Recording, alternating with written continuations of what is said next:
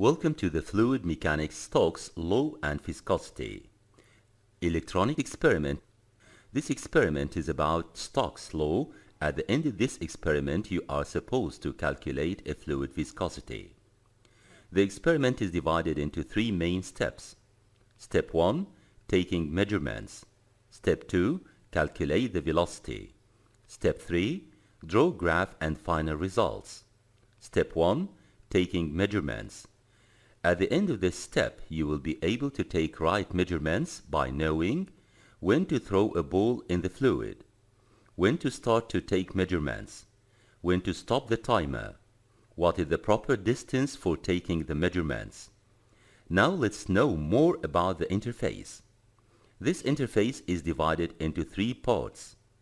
The header includes the project logo, experiment title, help button, and timer for the whole experiment. You are supposed to finish the experiment and export results before the end of time. The main part of the experiment is divided into another three parts. Left part, which contains the controls and the results of the attempts. Right part, which contains a simulation for a lab and what happens. Bottom part, which contains messages for the user to announce him what to do or what achieved. The footer part, which contains the navigation between the experiment steps.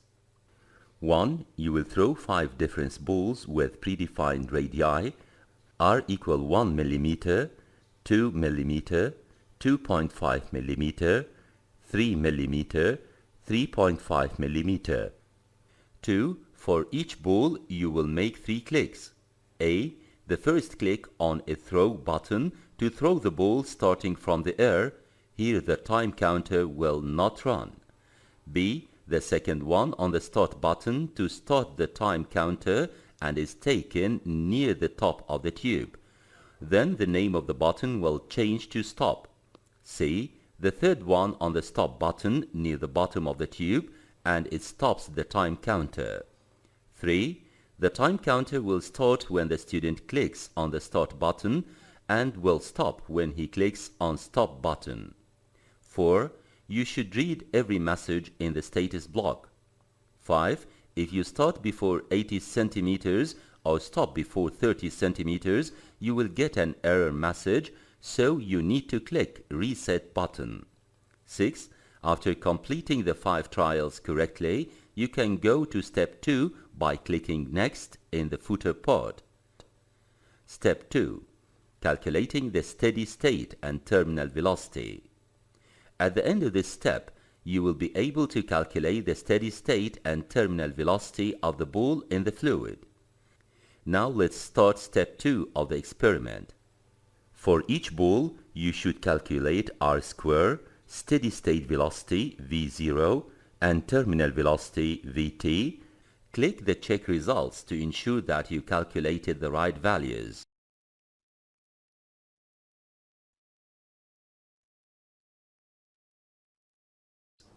If entered all the values correctly, you will be able to go to step 3 by clicking Next in the footer part. Step 3. Plotting the graph. At the end of this step, you will be able to calculate the fluid viscosity. Now let's start step 3 of the experiment. First, you adjust your units and factors and the maximum value of each axis, then click Check X and Y values button. Click Put Points on the Graph button. Start to drag a line in the graph to be the slope correct line will be with a green color. Put 2 points 2 on the line which you drew. Now calculate the slope. Click the Generate Report button to export your result.